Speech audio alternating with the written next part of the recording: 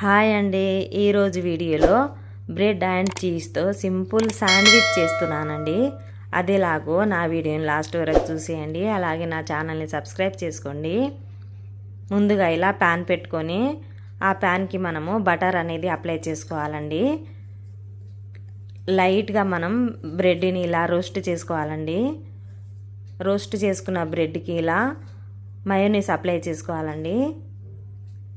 Apply చేసుకున్నాక pan అనేది లో ఫ్లేమ్లో పెట్టి బ్రెడ్ అనేది ఇలా ప్యాన్ మీద పెట్టుకోవాలండి.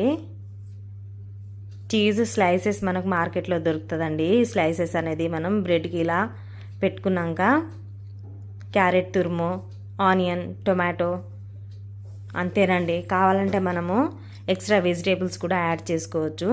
పిల్లలు తినరు అంటే హ్యాపీగా స్కిప్ చేసేయచ్చండి. మా పిల్లలు అయితే తినరు, ఇలా అయితే సింపుల్గా తినేస్తారండి. చాలా బాగుంటుంది.